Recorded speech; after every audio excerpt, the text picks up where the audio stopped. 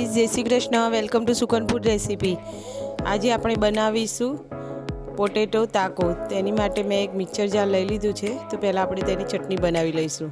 તો મિક્સર જારમાં મેં કોથમીર અને 2 લીલા મરચાં લઈ લીધા છે અને 1 ચમચી ધાણા જીરું, સ્વાદ અનુસાર મીઠું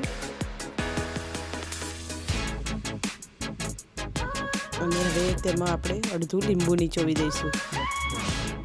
હવે આપણે ગ્રાઇન્ડ કરી લીધું છે તો ચટણી તૈયાર છે। હવે તેને આપણે સાઈડમાં કરી અને હવે આપણે જે બટાકો સીણી લેવાનો છે। આ બટાકો મેં પહેલેથી જ ધોઈ અને બાફી લીધો છે અને ઠંડો થઈ ગયો છે। તો હવે તેને આપણે સીણી લઈશું। બટાકો સીણાઈ જાય પછી તેમાં આપણે ચીઝ ઉમેરવાનું છે। ચીઝ મેં પહેલેથી જ સીણીને રાખી દીધું હતું। હવે તેમાં જે આપણે ચટણી બનાવી છે તે 3 ચમચી લઈ લઈશું।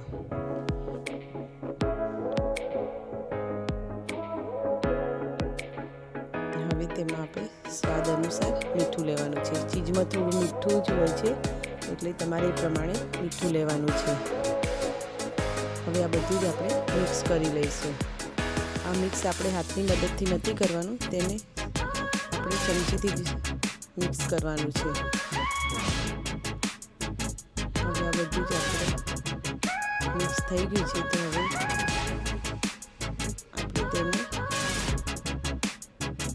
સાઈડમાં કરી દઈશું અને હવે આપણે બ્રેડ લઈ લઈશું। આ બ્રેડ મેં આટા બ્રેડ લીધી છે, તમે કોઈ પણ બ્રેડ લઈ શકો છો। હવે મેં આ બ્રેડને બાઉલના મદદથી કટ કરી લીધી છે। અમે 4 બ્રેડ લીધી છે તો આપણે વારા પરથી એક કરીને કટ કરી લઈશું। તો 4 બ્રેડ કટ થઈ ગઈ છે તો હવે તેમાં આપણે જે મસાલો બનાવ્યો હતો એ સરસ રીતે ચમચીની મદદથી નાખી દઈશું।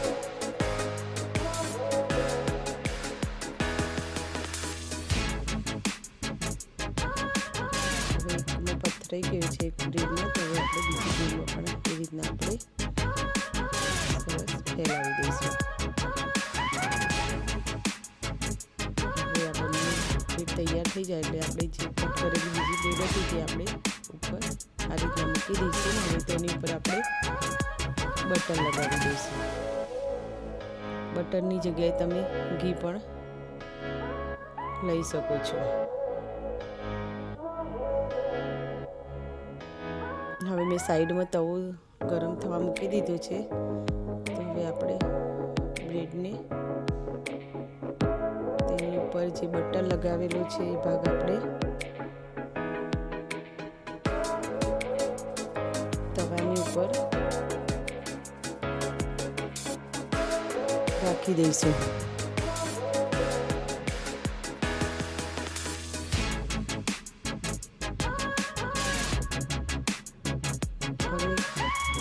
તેની ઉપર પણ આપણે બટર લગાવી દઈશું। આ બ્રેડ આપણે ધીમા તાપે શેકી લેવાની છે। ગોલ્ડન બ્રાઉન થાય ત્યાં સુધી તેને સરખી કડક શેકી લેવાની છે। એક સાઈડ શેકાઈ ગઈ છે તો આપણે તેને પલટાવીને હવે નીચેની સાઈડ પણ શેકી લઈશું। નીચેની સાઈડ પણ આ બ્રેડ આપણી શેકાઈ ગઈ છે તો તેને આપણે પ્લેટમાં લઈ લઈશું। હવે તેનું આપણે કટિંગ કરીશું। હવે આપણું આ કટિંગ થઈ ગયું છે તો હવે તેની બહારની સાઈડ આપણે સોસ લગાવીશું। સોસ લગાવીને તેની ઉપર ચવાણું હોય કે સેવ પણ લગાવી શકો છો। મેં જે મિક્સ ચવાણું આવે તે લગાવી છે। આ બ્રેડ તમે આમ પણ ખાઈ શકો છો, પણ મેં તેની ઉપર આ સોસ લગાવીને ચવાણું લગાવ્યું છે। તો આપણે એક એક કરીને આ બધી બ્રેડ તૈયાર કરી લીધી છે તો તેને સર્વ કરી દીધી છે। આપણી બ્રેડ તૈયાર।